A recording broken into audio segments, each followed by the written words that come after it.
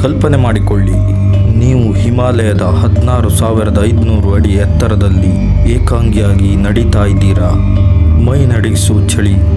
ನಿಮ್ಮ ಕಣ್ಮುಂದೆ ವಿಶಾಲವಾದ ಒಂದು ಹೆಪ್ಪುಗಟ್ಟಿದ ಸರೋವರ.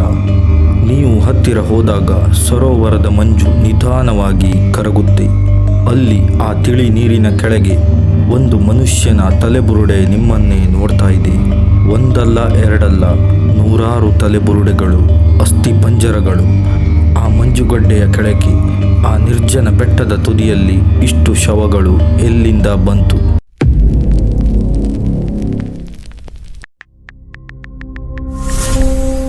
ಇವತ್ತು ನಾನು ನಿಮ್ಮನ್ನು ಹಿಮಾಲಯದ ಆಳದಲ್ಲಿ ಅಡಗಿರೋ ಒಂದು ಕರಾಳ ಸರೋವರದ ಹತ್ತಿರ ಕರ್ಕೊಂಡು ಹೋಗ್ತೀನಿ. ಅದರ ಹೆಸರು ರೂಪ್ಕುಂಡ್. ವರ್ಷ 1942.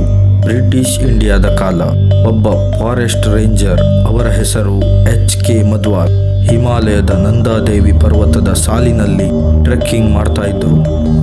ಸಮುದ್ರ ಮಟ್ಟದಿಂದ ಬರೋಬ್ಬರಿ 16,500 ಅಡಿ ಎತ್ತರ. ಅಲ್ಲಿ ಆಕ್ಸಿಜನ್ ತುಂಬ ಕಮ್ಮಿ.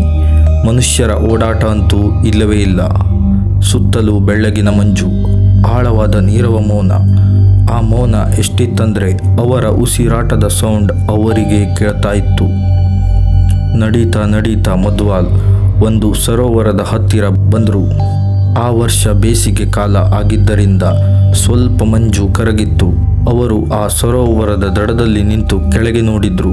ಅವರ ಎದೆ ಬಡಿತ ಒಮ್ಮೆಲೆ ನಿಂತು ಹೋಯಿತು. ಆ ತಿಳಿ ನೀರಿನ ಕೆಳಗೆ ನೂರಾರು ಮನುಷ್ಯರ ಅಸ್ಥಿಪಂಜರಗಳು. ಬರೀ ನೀರಿನ ಕೆಳಗೆ ಮಾತ್ರ ಅಲ್ಲ, ಆ ಸರೋವರದ ದಡದಲ್ಲೆಲ್ಲ ಮೂಳೆಗಳು ಚೆಲ್ಲಾಪಿಲ್ಲಿಯಾಗಿ ಬಿದ್ದಿದ್ವು.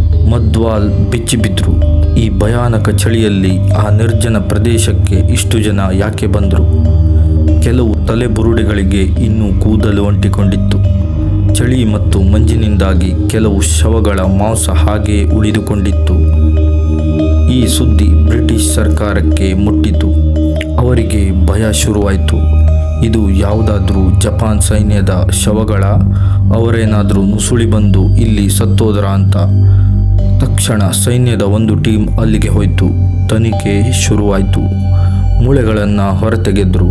ಆದರೆ ಅಲ್ಲಿ ಸಿಕ್ಕಿದ್ದು ಸೈನಿಕರ ಮೂಳೆಗಳಲ್ಲ. ಅಲ್ಲಿ ಮಹಿಳೆಯರು, ಪುರುಷರು, ಮಕ್ಕಳ ಮೂಳೆಗಳು ಸಿಕ್ಕಿದ್ವು.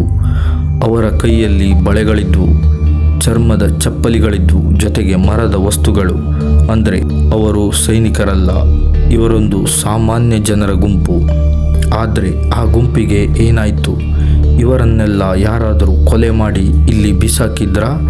ಅಥವಾ ಯಾವುದಾದ್ರೂ ಕಾಯಿಲೆ ಬಂದು ಇವರೆಲ್ಲ ಒಟ್ಟಿಗೆ ಸತ್ತೋದ್ರ? ತನಿಖೆ ಆಳಕ್ಕಿಳಿಯಿತು.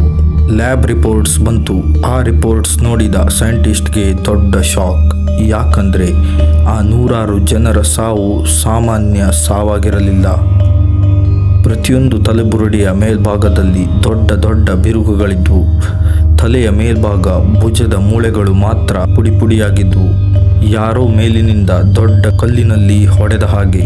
ಆದರೆ ಆ ಮೂಳೆಗಳ ಹತ್ತಿರ ಯಾವುದೇ ಆಯುಧಗಳು ಸಿಗಲಿಲ್ಲ. ಯುದ್ಧದ ಗಾಯಗಳು ಏನೂ ಆಗಿರಲಿಲ್ಲ.